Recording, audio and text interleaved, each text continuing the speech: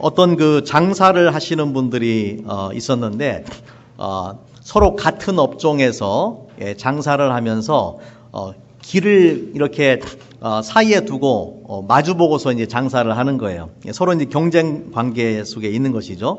그래서 항상 서로의 가게를 엿보면서 저기는 손님이 얼마나 오나 엿보는 거예요. 저쪽에 손님이 오면은 실망을 하고 손님이 자기 집에 오면은 막 기뻐하고 그렇게 경쟁 관계를 가지고 살았다고 합니다.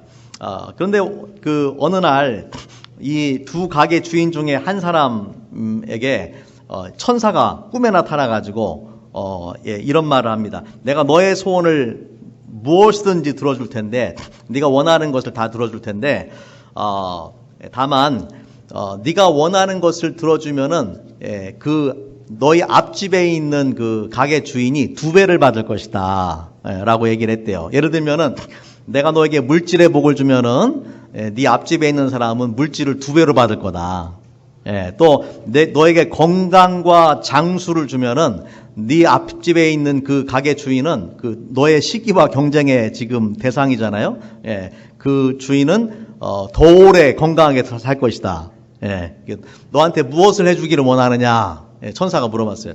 그랬더니 이 가게 주인이 한참 동안을 생각하더니 여러분 같으면 뭐라고 했겠어요? 여러분 같으면 뭘 구하셨겠어요? 너의 소원을 내가 들어주마. 그런데 네가 무엇을 구하든지 네 앞집에 있는 사람이 2배를 받을 것이다. 이 사람이 한참을 고민하더니 이렇게 말했다고 합니다. 내 한쪽 눈을 멀게 해주세요. 내 한쪽 눈을 멀게 해주세요. 왜요? 그러면은 앞집에 사는 사람은 2쪽 눈이 멀게 되니까. 그 인간의 탐욕과 질투가 얼마나 그 강한지를 보여주는 그런 우스운 그 이야기죠. 우리나라 속담에도 그런 말이 있죠. 사촌이 땅을 사면은 배가 아프다. 여러분 혹시 배 아프신 분들이 있으면은 사촌이 땅을 사셨는지 한번 점검을 해보시기 바랍니다. 왜 사촌이 땅을 사는데 배가 아프겠어요? 이 시기와 질투 때문에. 인간의 시기와 질투가 이렇게 만드는 것이죠. 좀 안 좋은 속담이긴 하지만은 실제 사람들의 그런 모습을 잘 드러내주는 것 같습니다. 누군가 내가 잘 아는 사람이 나보다 더 성공하고 나보다 돈도 잘 벌고 나보다 좋은 집에 살고 좋은 차를 사고 그렇게 더 행복하게 살면은 시기와 질투가 일어나기 마련이죠. 한국에서 한 20년 동안을 선교사로 일하셨던 그 미국 선교사님이 계셨는데 그분이 전에 그렇게 하는 말을 들은 적이 있었습니다. 한국에는 2종류의 사람들이 있다. 2종류의 사람들이 있다. 어떤 사람들이냐면은 1등인 사람과 1등이 되려는 사람들이 있다. 그러니까 누구든지 다 1등을 하려고 한다라는 거예요. 그 나머지는 다 1등은 아니지만 1등이 되고자 하는 사람들이 있다라는 것이죠. 그만큼 경쟁이 치열하고 또 그러다 보니까 시기와 질투가 많을 수밖에 없겠죠. 누구나 1등을 하기 원하지만은 문제는 무엇입니까? 1등의 자리는 하나밖에 없는 것이고 그러다 보니까 많은 경쟁이 있을 수밖에 없습니다. 하지만 여러분 우리가 기억할 것은 세상의 대부분의 위대한 일들은 혼자서 할 수 있는 일이 아니에요. 우리가 함께 그 일들을 이루어 가야 되는 것이죠. 우리 눈에 보이는 사람은 주인공은 하나인지 모르지만은 그 뒤에서 숨어서 일을 하는 사람들도 상당히 많이 있죠. 뭐 드라마로 예를 들자면은 주인공은 한 사람인지 모르지만은 주인공 외에도 조역이 많이 있고 엑스트라가 많이 있는 거예요. 조역들 엑스트라가 없으면은 주인공이 빛날 수가 없죠. 또 뭐 축구를 한다든지 할 때에 누구나 자기가 골을 넣으려고 한다면은 경기에 지게 될 것입니다. 골을 넣는 사람은 한 사람인지 모르지만은 거기에는 어시스트를 잘하는 사람이 있어요. 골을 잘 넣을 수 있도록 패스를 내가 혼자서 막 독점해가지고 골을 넣으려고 하는 게 아니라 골을 잘 넣을 수 있도록 어시스트를 하는 사람이 있단 말이에요. 그래서 이 어시스트가 없으면은 골인을 할 수가 없는 것이죠.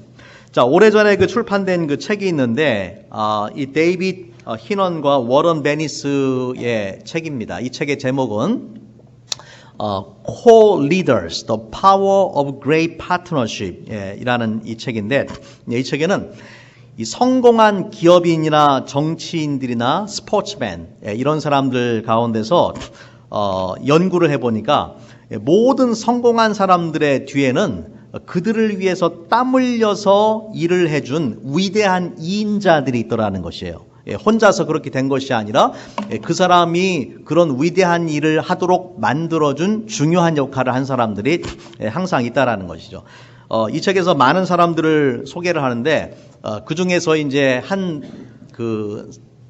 저 파트너가 누구냐면은 우리 여러분이 잘 아시는 것처럼 빌 게이츠하고 그다음에 스티브 발머라는 사람이에요. 여러분 빌 게이츠는 누군지 아시죠? 마이크로소프트사의 CEO였던 분이죠. 그 빌 게이츠는 뭐 지금은 좀 밀려나긴 했지만은 옛날엔 전 세계 가장 큰 부자였어요. 지금은 약간 뭐 베조스나 뭐 이런 사람들한테 또 뭡니까 저 자동차 만드는 사람 누구예요?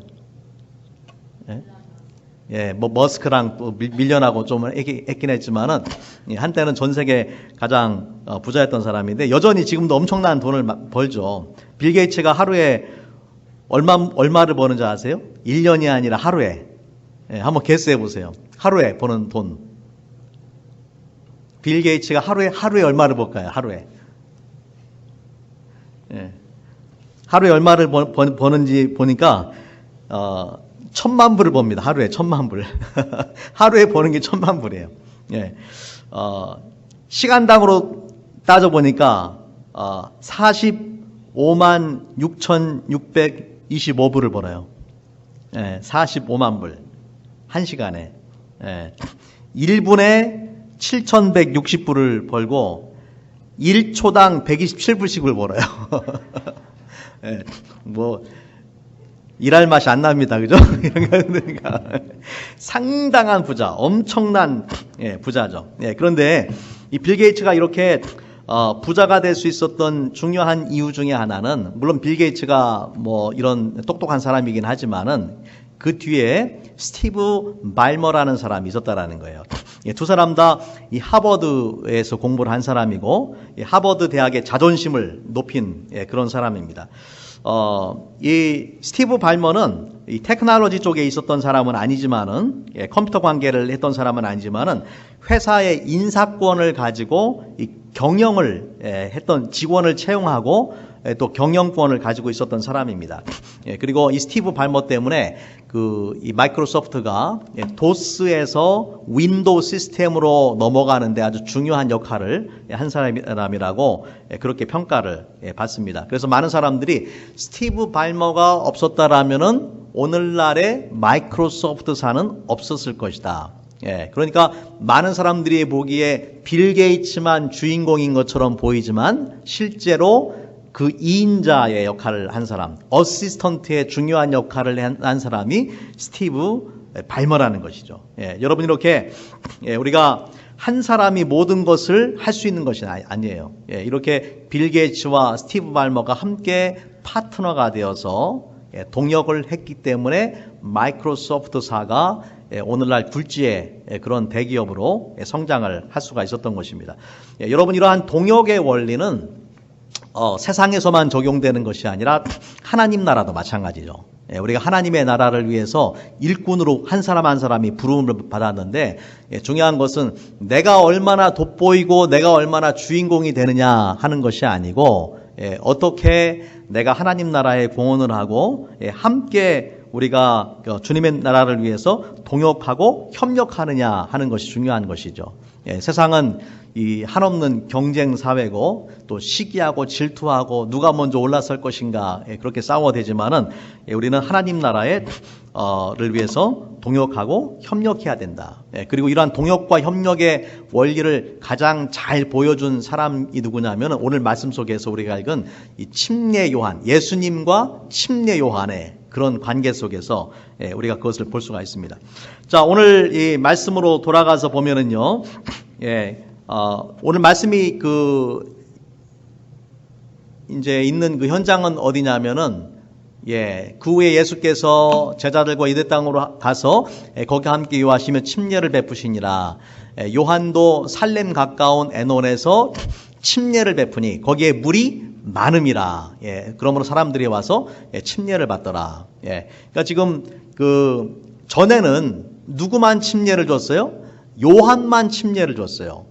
침례 요한이 회개를 선포하고 많은 사람들이 회개의 침례를 받았어요. 심지어는 예수님도 침례 요한에게 와서 침례를 받았어요. 그런데 지금은 또 누가 침례를 주기 시작했어요? 예수님께서 침례를 베풀기 시작하니까 많은 사람들이 누구를 따라갔냐면은 요한이 아니라 예수님을 따라갔다라는 거예요. 그러니까 장사로 치면은 지금 고객들이 다 그쪽으로 몰려간 거예요. 내 고객들이 다 그쪽으로 몰려간 거예요. 그러니까 요한이 한때는 스팟라이트를 주목을 받았는데 더 이상 요한이 주목을 받는 게 아니라 예수님이 주목을 받게 되고 심지어는 그 요한의 제자 중에 핵심이 되는 제자들도 예수님의 제자가 된 그런 상황이었습니다.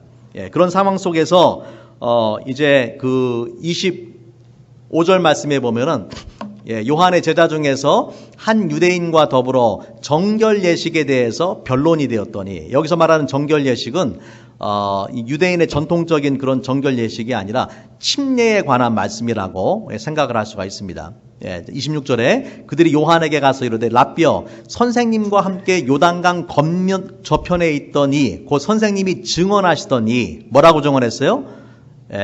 보라 세상 죄를 지고 가는 하나님의 어린 양이로다 라고 증언을 했단 말이에요. 예수님을 향해서. 그이가 침례를 베풀매 사람이 다 그에게로 가더이다. 우리는 이제 망했습니다. 우리는 장사 망했습니다. 지금 다 그 손님들이 그쪽으로 갑니다. 사람들이 더 이상 우리를 따라오질 않습니다. 라고 그렇게 말하는 상황이죠. 제자들이 이제 이런 보고를 할 때에 요한이 어떤 대답을 했는지를 우리가 함께 보기를 원합니다. 그러니까 지금 우리 예를 들어서 우리 상황으로 치자면은 우리 옆에 교회가 하나 생겼는데 사람들이 다 그쪽으로 몰려가고 우리 교인들도 막 그쪽으로 다 갔어요. 그러면 제 마음이 어떨까요? 제 마음이 좋겠어요? 안 좋죠, 그러면은. 그런 상황이에요. 요한을 따르던 많은 사람들이 예수님께로 간 그런 상황인 것입니다. 자, 먼저 여러 사진 하나 보여드리기 원하는데, 여기가 그 요단강입니다. 침례 요한이 실제로 침례를 주었다라고 준 그 현장이라고 생각되어지는 요단강이고, 지금 이제 강 건너편에 그 요르단인데 그 요르단 쪽에서 사람들이 와서 침례를 받는 그 현장을 제가 갔을 때 찍은 것입니다. 사실 그 성지순례를 하면서 가장 실망한 곳 중에 하나가 뭐냐면 요단강이었어요. 왜냐하면 너무나 더러워. 여러분 보세요. 지금 흙탕물이고 물이 또 그렇게 맑지도 않고 많지도 않아요. 그 이유가 뭐냐면은 그 갈릴리에서부터 사해로 요단강이 흘러가는데 이 요단강물을 농업용수로 지금 다 사용을 해요.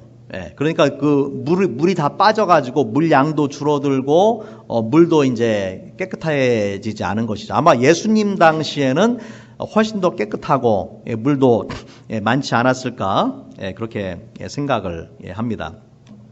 자, 오늘 말씀 속에서 이 침례 요한이 이러한 그 예수님께로 모든 사람들이 가는 상황에서 어떤 말을 하고 있는지, 또 침례 요한의 그런 말과 태도를 통해서 우리가 하나님 나라를 위해서 어떻게 동역해야 될 것인지에 대해서 생각해 보길 원합니다. 첫 번째, 우리가 하나님 나라를 위해서 동역하기 위해서는요, 모든 것이 하나님으로부터 왔다라는 것을 우리가 기억을 해야 됩니다. 모든 것이 하나님으로부터 왔다. 누군가 나보다 뭔가를 더 잘할 때에 시기나 질투가 일어나는 것은 그 인지상정이에요. 심지어 교회에서도 마찬가지죠. 나보다 리더십이 더 뛰어난 사람이 있고, 나보다 노래도 잘하는 사람이 있고, 또 목사로서 저보다 설교를 잘하는 그런 목사님들도 있고, 그런 분들이 있을 때에, 그런 사람들이 있을 때에 부러움과 시기와 질투가 일어날 수가 있겠죠. 하지만은 이럴 때 우리가 가져야 되는 중요한 태도가 무엇이냐면은 모든 것이 하나님께서 각 사람에게 다른 능력과 다른 사명을 주셨다라는 것을 기억을 해야 됩니다. 모든 것이 하나님으로부터 온 것이고 하나님께서 각 사람에게 주신 능력과 사명이 다르다라는 거예요. 중요한 것은 무엇입니까? 내 능력, 내 사명을 발견하는 것이죠. 하나님께서 나에게 주신 능력과 사명을 발견하는 거예요. 자, 오늘 말씀해 보면은 침례 요한이 27절에 이렇게 대답을 합니다. 요한이 대답하여 이르되 만일 하늘에서 주신 바 아니면 사람이 아무것도 받을 수 없느니라.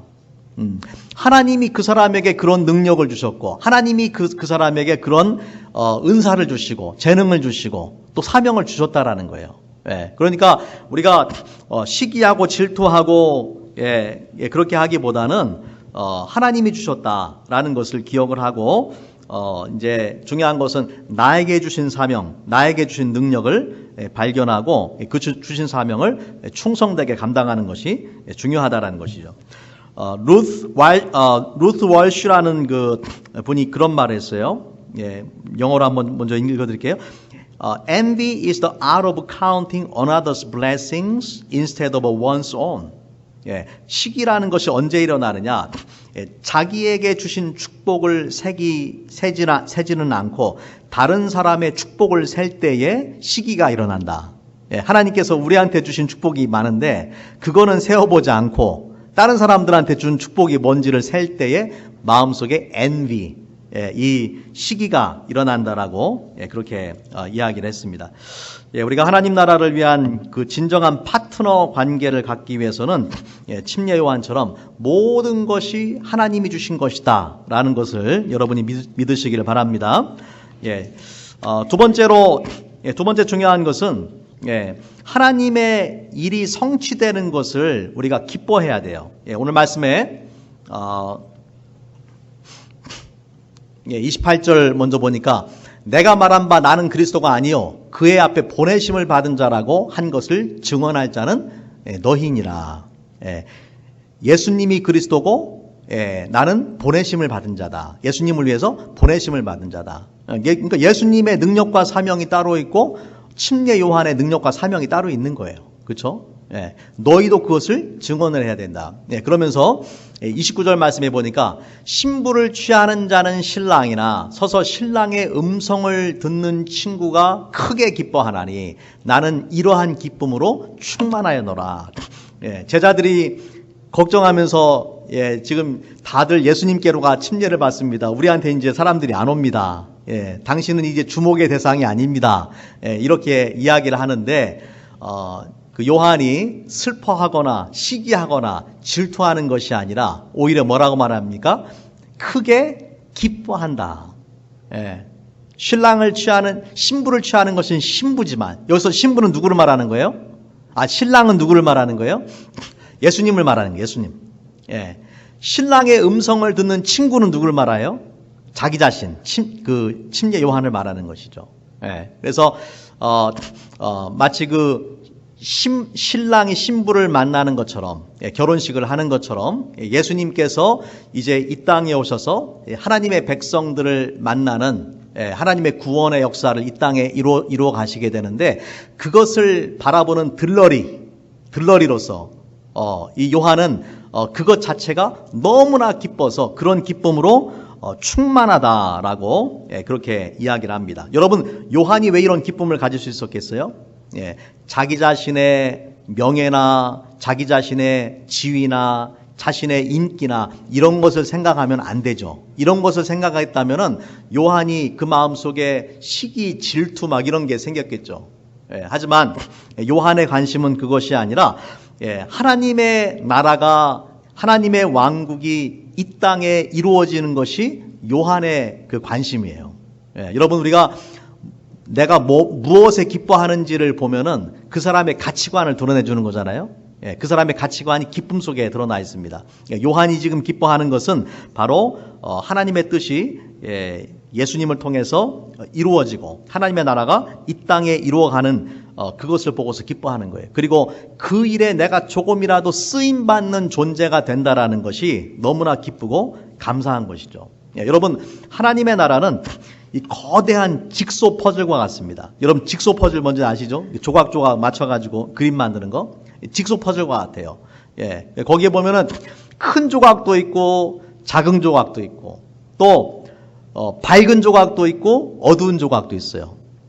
중요한 것은 뭐냐? 내가 얼마나 크고 내가 얼마나 밝은 존재가 되느냐 하는 것이 중요한 것이 아니라 내 자리를 찾는 거예요. 내 자리를 찾아서 내가 하나님께서 나에게 주신 능력과 재능과 은사와 사명을 발견하고 내가 할 수 있는 일을 충성되게 감당하는 것입니다. 다른 사람과 다른 사람의 피스 조각과 비교할 필요가 전혀 없어요. 그래서 내가 내 자리를 찾아서 하나님 맡겨주신 사명을 감당할 때에 그것이 바로 우리가 하나님 나라를 위해서 함께 동역하는 사람의 그런 태도라는 것이죠. 아까 제가 소개했던 그 책에 그 파트너십에 관한 그 책에서 소개하고 있는 또 다른 그 쌍이 있어요. 두 사람이 있는데 그것은 누구냐면은 이 모택동과 그 주은래, 마오쩌둥, 저원라이, 마오쩌둥과 저원라이입니다. 여러분, 마오쩌둥은 중국의 그 공산주의 혁명을 일으키고 중화인민공화국을 만든 그런 유명한 사람이죠. 그런데 마오쩌둥이 그런 중화인민공화국을 중국의 공산혁명을 만드는데 지대한 역할을 했던 사람이 바로 여러분 사진의 그 왼쪽에 보이는 주은래라는 사람이에요. 이분이 이 두 사람은 아주 서로 상반된 그런 배경을 가지고 있습니다. 모택동은 가난한 농부의 아들로 태어났어요. 가난한 농부의 아들로 태어나서 북경 베이징 대학의 그 사서로 있으면서 많은 책을 읽었어요. 그 많은 책을 읽은 다음에 내린 결론이 뭐냐면 중국이 살아남을 수 있는 유일한 길은 공산화밖에 없다라고 생각을 했어요. 그래서 그때부터 중국의 그 공산화를 꿈꾸기 시작합니다. 반면에 저원라이는 아주 귀족의 가문에서 태어났습니다. 그래서 일본에 가서 유학도 하고 프랑스 파리에 가서 살기도 하고 이 저원라이는 영어도 잘하고 불어, 러시아, 일본어를 아주 유창하게 하는 그런 엘리트였어요. 그러니까 서로 지금 완전히 그 다른 사람이죠. 한쪽은 농부의 아들, 한쪽은 이 귀족의 자식으로 태어나서 서로 다른 배경을 가지고 있었던 것이죠. 또 저원라이가 인물도 모택동보다 더 인물도 더 뛰어난 그런 사람이었어요. 그 당시에 이 중국의 공산주의 혁명을 꿈꾸던 엘리트 그룹들이 있었는데 이 사람들이 지도자로 생각했던 주목했던 사람이 누구냐면은 모택동이 아니라 저원라이입니다. 모택동은 누구한테 인기가 많았냐면은 농민들한테 인기가 많았어요. 평범한 사람들한테 인기가 많았고 저원라이는 워낙 똑똑한 사람이기 때문에 엘리트들에게 인기가 있었던 그런 사람이었어요. 그런데 놀랍게도 저원라이는 공산주의 혁명을 주도할 사람은 내가 아니다라는 거예요. 내가 아니라 모택동이다라고 그렇게 지목을 하고 모택동을 지지를 합니다. 왜냐하면은 중국의 공산화 혁명을 이루기 위해서는 이 인민의 대다수를 형성하는 농민들의 마음을 얻어야 되는데 자기들은 농민의 마음을 얻은 게 아니라 엘리트들의 마음을 얻었단 말이에요. 근데 농민의 마음을 누가 가지고 있어요? 모택동이 가지고 있는 거예요. 이 모택동에게 그 능력이 아주 그 어떤 재능이 있는데 어떤 재능이 있냐면 아무리 어려운 이야기라 할지라도 쉽게 풀어서 이야기하는 능력이 있대요. 그러니까 쉽게 풀어서 이야기하니까 이 농민들이 모택동을 따르는 거예요. 이것을 보고 저원라이가 물론 이제 개인적으로 볼 때는 자기가 되고 싶은 생각도 있었겠죠. 하지만 중국의 공산화라는 더 큰 꿈을 위해서 자기가 지도자가 되는 것을 포기하고 스스로 2인자의 자리에 가게 됩니다. 그래서 모택동을 지도자로 삼아서 중국 공산화를 이끌고 약 42년 동안을 모택동 곁에서 떠나지 않고 평생 동안을 모택동을 지지하면서 중국이 이제 공산화가 되도록 지대한 영향을 끼쳤던 사람이 조원라이예요. 그래서 많은 그 세계의 많은 정상들이 갈 때마다, 중국에 갈 때마다 특별히 이제 해외 인사들을 만나고 중요한 회의를 주장했던 사람이 누구냐면은 조원라이인데, 많은 정상들이 그를 만나고 나서 이 조원라이가 정말 똑똑하고 유식한 사람이라는 것을 인정을 합니다. 예를 들면은 중국 방문했을 때에 많은 시간을 함께 보냈던 닉슨 대통령이, 미국의 닉슨 대통령이 그런 말을 했어요. 중국의 혁명의 불씨를 일으킨 사람은 마오쩌둥이지만 조원라이가 없었다면 그 불길이 오래가지 못했을 것이다.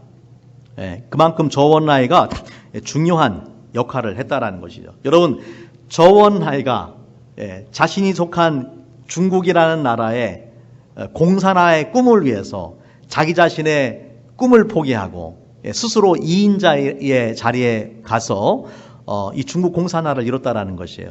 여러분, 우리는 어떻습니까? 우리에게는 중국 공산화보다 훨씬 더 중요한 꿈이 있잖아요. 어떤 꿈을 가지고 있어요? 하나님의 나라가 이 땅에 이루어지는 꿈. 그 꿈을 위해서라면은 우리의 개인적인 야망이나 이기심이나 그러한 것보다는 정말 오늘 말씀 속에 나오는 이 침례 요한처럼 좀 하나님의 나라가 이 땅에 이루어지는 것을 기뻐하고 그것이 이루어지기 위해서 기꺼이 내가 2인자의 자리에 가는, 기꺼이 내가 그 자리를 누군가에게 양보하는 그런 마음이 필요하다라는 것이죠. 이런 이제 우리 교회에서도 마찬가지라고 생각을 합니다. 우리가 하나님께서 우리를 이 한 가족으로 이렇게 불러 모아 주셨는데 누가 앞장서서 무엇을 하느냐, 그것이 중요한 것이 아니라 우리 각 사람이 나에게 하나님 주신 재능과 능력을 발견하고 함께 동역해 나가는 거예요. 여러분, 하나님 나라의 일은 혼자 할 수가 없어요. 혼자 되어지는 것이 아니에요. 그 대표적인 사람이 사도 바울인데, 여러분, 사도 바울이 그 당시 지중해 연안의 나라와 민족들을 돌면서 이 복음을 전하고 교회를 세우는데 가장 위대하게 사용됐던 사람 아닙니까? 그런데 사도 바울이 혼자서 그 일들을 한 것이 아니에요. 사도 바울에게는 많은 동역자들이 있었어요. 그러한 동역자들이 바울을 기도로 후원하고 물질로 후원하고 했기 때문에 바울이 전도자의 삶을 살아갈 수 있었습니다. 바나바나 디모데, 디도, 브루스길라와 아굴라, 에바브로디도, 여러 이런 많은 사람들이 있었기 때문에 바울이 하나님 나라를 위해서 전심전력을 하고 귀하게 쓰임받을 수가 있었다라는 것이죠. 자, 마지막으로 이 침례 요한을 통해서 우리가 배워야 될 것은 뭐냐면은, 하나님 나라를 위해서 동역자가 되기 위해서는 겸손해야 됩니다. 겸손해야 돼요. 요한은 그 사람들의 주목을 받고 인기를 누렸어요. 많은 사람들이 처음에는 그 요한이 그리스도라고 생각을 했습니다. 하지만 요한은 자기가 그리스도가 아니라는 것을 분명하게 밝히죠. 우리 먼저 요한복음 1장 우리가 전에 봤던 내용인데, 거기에 보면은 그 유대인의 지도자들, 제사장들과 레위인들이 요한한테 와가지고 묻습니다. 내가 누구냐? 내 정체가 무엇이냐? 그때 요한의 대답이 이것입니다.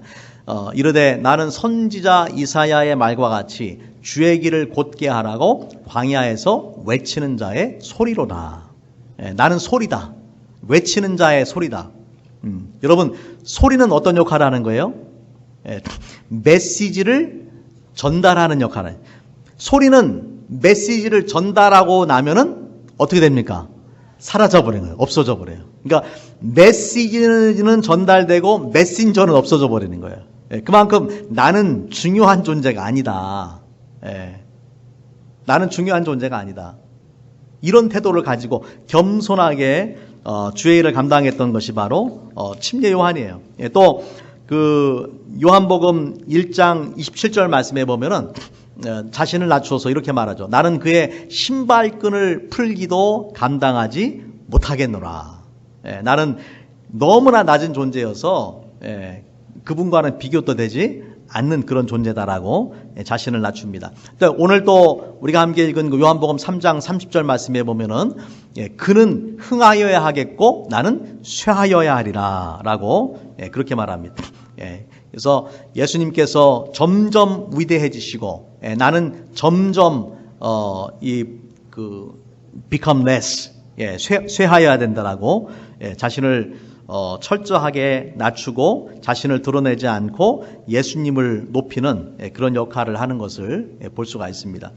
여러분, 이처럼 요한과 같은 태도를 가진 사람들이 교회 안에 많을수록 교회가 이 하나가 되어서 하나님 맡겨주신 사명들을 잘 감당할 수 있는 것입니다. 우리 빌립보서 말씀 같이 한번 읽기 원하는데, 빌립보서 2장 3절 말씀 같이 한번 읽어보겠습니다. 시작. 아무 일에든지 다툼이나 허영으로 하지 말고 오직 겸손한 마음으로 각각 자기보다 남을 낮게 여기고. 우리가 주님의 몸된 교회에서 함께 하나님의 나라를 위해서 일하면서 중요한 태도에 대해서 말씀을 하고 있습니다. 남을 나보다 어떻게 하라고요? 각각 자기보다 남을 낮게 여겨라. 낮게. 여러분 받침을 잘 쓰셔야 돼요. 여기서 시옷 받침인데 지읒 받침으로 쓰시는 분이 있어요. 나보다 남을 낮게 여기면 여기서 문제가 발생을 하는 거예요. 나보다 더 존중하고 높게 여기라는 거죠. 그런데 그거를 무시하고 자기가 올라서려고 하면은 교회 안에서 문제가 되는 것입니다. 우리가 다른 사람을 높여주고 존중하고 함께 파트너로서 일해갈 때에 교회 안에서 이런 불필요한 불협화음이나 또는 이 분쟁이 사라지고 우리 하나님 주신 사명들을 힘있게 또 효율적으로 효과적으로 감당할 수 있을 줄로 믿습니다. 우리 말씀 한 절만 더 보겠습니다. 이 마가복음 9장 35절 말씀에 보면은 예수님의 제자들 사이에 말다툼이 일어났어요. 이 말다툼의 주제는 뭐냐면 누가 크냐. 제자들 중에서 누가 정말 수제자냐, 요한이냐, 뭐 베드로냐, 막 가지고 싸웠겠죠. 이런 제자들 사이에 그런 말다툼을 들으시고 예수님께서 주신 말씀이에요. 예수께서 앉으사 12제자를 불러 이르시되 누구든지 첫째가 되고자 하면 무사람의 끝이 되며 무사람을 섬기는 자가 되어야 하리라. 교회 안에서 큰 사람은 누굽니까? 섬기는 사람. 교회 안에서 큰 사람은 종과 같이 섬기는 사람이 큰 사람이다. 그리고 이런 사람들을 통해서 하나님 나라가 이 땅에 확장되어 가고 있는 것이죠. 자, 오늘 말씀을 정리하도록 하겠습니다. 침례 요한은 예수님 오시기 전에 먼저 예수님 오시는 길을 준비했던 사람이고, 예수님이 오셨을 때에 보라 세상죄를 지고 가는 하나님의 어린 양이다라고 예수님을 소개하는 중요한 역할을 했던 사람이에요. 자신에게 있었던 모든 그 스팟라이트, 사람들의 주목과 인기와 모든 것들을 예수님께로 다 돌려드리고 자신은 소리처럼 사라져버리는 그런 역할을 했던 사람이에요. 우리가 하나님의 일을 위해서 진정한 이 동역자가 되기 위해서는 요한처럼 모든 것이 하나님으로부터 왔다. 그죠? 모든 것이, 첫 번째 중요한 원리는 모든 것이 하나님으로부터, 하나님이 주시지 않으면 받을 수 있는 것이 아무것도 없다. 나에게 있는 재능, 능력, 사명, 모든 것이 하나님으로부터 왔다라는 것을 기억을 하고, 나의 것을 가지고 다른 사람하고 비교하지 마세요. 비교하지 말고 내 것을 찾아서 내 역할을 감당하면 된다라는 것이죠. 두 번째 원리는 무엇입니까? 하나님 나라가 이 땅에 이루어지는 것을 우리가 기뻐해야 된다. 나 자신의 사리사욕이나 내가 높아지고 내가 주목받고 내가 성공하는 것이 아니라 우리 믿음의 사람들에게 있어서 가장 큰 꿈, 가장 우리가 기뻐해야 될 것은 뭐냐면은 하나님 나라가 이 땅에 확장되어지고 하나님의 뜻이 이 땅에 이루어지는 것. 그것이 저와 여러분의 기쁨이 되기를 바랍니다. 마지막으로 중요한 것은 나 자신을 낮추고 겸손하게 침례 요한처럼 또 예수님처럼 우리가 우리에게 주신 사명을 묵묵하게 감당하는 것입니다. 예, 그럴 때에 우리 교회가 하나님 보시기에 더 아름다운 교회가 되고 또 하나님 주신 사명들을 잘 감당할 줄로 믿습니다. 예, 같이 한번 기도하겠습니다.